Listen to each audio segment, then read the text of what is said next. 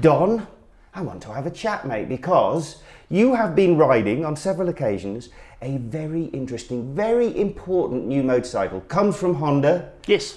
It is what? It is the new Africa Twin, now called an 1100. This is big news for Honda, especially in a country like South Africa. So let's have a look at the history of it. They're not really coming into this blind, are they? I mean, they've got a long history. Yeah, so we sort of forget about that. I mean, in the 80s, we just had Dakar now, and that was glorious. And in fact, Honda won Dakar. Let's get for the first time in how long? First time in forever. In the 80s, they won it 4 times. Yes. With, get this, an Africa Twin. And that was back in the day. I mean, they started on a 750 for 2 years. They won it. They then went up to 800, real big men, ride through the desert on their big twins. And then, of course, first it started off with the Africa Twin 650, which was actually built by HRC. So it was like a pucker race rally bike. 1990, they came out with a 750 version that went on till 2003. Remember those? I do indeed, yes. They were magnificent. And I mean, even still now, I mean, collectors will grab one. Oh, they're worth an absolute bomb these days, You can get a good one. Okay, so they've got a rich Dakar history. The models have been building up to this point. We've had the 1000 now for a couple of years. The 1000's done well. I mean, it was 2016. It's been out now for 4 years. They sold 87,000 of the things worldwide. Impressive, yeah. So it kind of makes sense that they sort of carry on with it. And so what they've done now is they brought out the 1100, which basically is better than the 1000, a little bit better than the 1000, but in every single way. Okay, well, let's just concentrate on the looks while we have a look. I mean, you can see for yourself, really is an absolutely wonderful looking piece of kit. As you say, Don, for an adventure bike. Why do you think that is? What is it that sets it apart? Look at it. I mean, it's got that sort of, they call it the sexy lines, not the kind of must have this, must have that. It's kind of like someone's really taken their time. It does have proportions. It does have slimness. It has a beautiful you look at front those end. Headlights. I mean, they've got those new headlights. LED headlights that are sort of slanted, kind of angled. The way it's sort of angled, it just. This isn't a Honda thing or a Japanese thing. No insult really intended. But they don't tend to make beautiful bikes. So tell me about the motor. Simply. What, an extra bit of capacity? Well, yeah, it's got 86 more cc, so it's now 1084. But what's so interesting is they didn't just make the entire cylinder bigger, they only concentrated on the stroke. Okay. So they did the opposite of Ducati there. So it's less about revs then and more about it's less about grunt. revs, it's more about kind of, where it is. So it has got more, it's got 7% more horsepower, so it's 102 horsepower. And it's got 6% more torque, 105 Newton meters. And the torque is where it's at really, that's what they're going for, isn't it? The thing is the torque is everywhere. And I know you always kind of look at something when you kind of see there's the horsepower figure and the torque figure is slightly higher than the horsepower figure. You kind of go, right, that's what they're going for. And that's the case here. Well, I must admit, I've had a very quick spin. Don's been doing all the major riding, but you can feel it. There is literally torque everywhere. It's properly grunt. 2,500 RPM. At 2.5, open the throttle and it goes.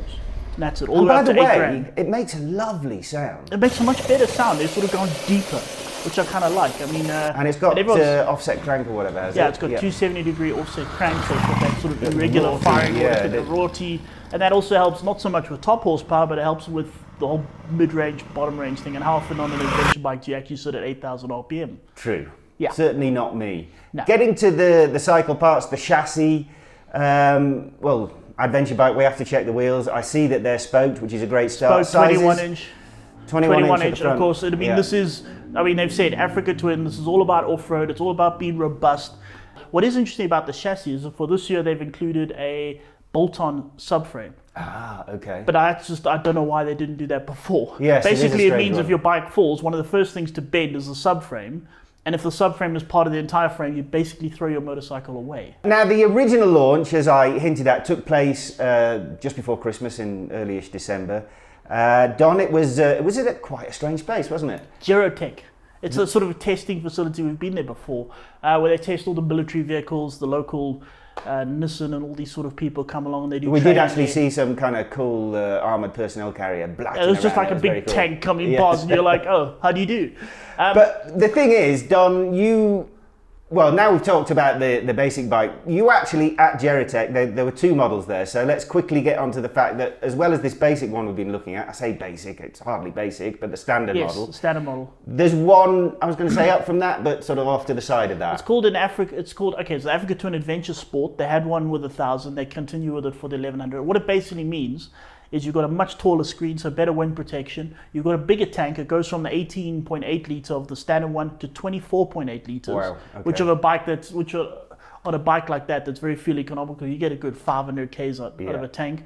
If you don't ride like me, yes. And also longer travel suspension. Don was wearing a microphone when he first got on the DCT at Geritech. Let's have a quick listen what he thought. This is the latest generation DCT. It's even better than the previous one. It's got an ordinary drive mode. It's got 3 different sports mode. The third sports mode, well, I've never been in the wrong gear. So, criticisms, I want a bit more power. We're going to go ride off-road now, and I'm probably going to change my mind. But right now, I want 30 more horsepower. Well, why am I not surprised? Why am I not surprised? Oh, come on, 30 horsepower more. you were How, kind of- I knew this test would come down to you wanted more horsepower at some Actually, I was point. being nice saying 30 horsepower. Extra 100 horsepower would be even better. But no, I mean...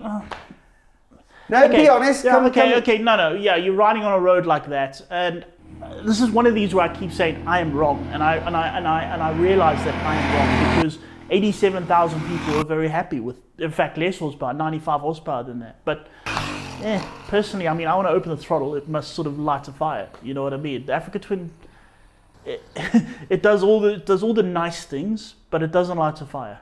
99% of people, that DCT is perfect. If you're that 1% who kind of wants to lift the Yeah, it's front probably wheel more and than 1%, given the nature of South Africa and its adventure Okay, hang on, riders. yeah, There not are South Africa. thousands and thousands of really skilled, compared to the rest of the world, Okay, really yeah, no, skilled hang on. riders. Sorry, I'm thinking Honda Global. Yeah, sorry, Yes, South but Africa. Yeah, It's true. You want to So clutch. these guys will want a clutch.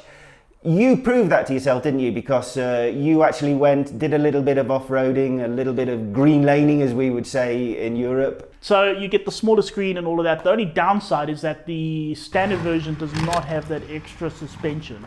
Let's cross over to Don again. He did have a microphone when he was out playing, testing, whatever he thinks it is. Let's have a listen. Now it's got 7 more horsepower, but more importantly, it's got 6 Newton meters more torque.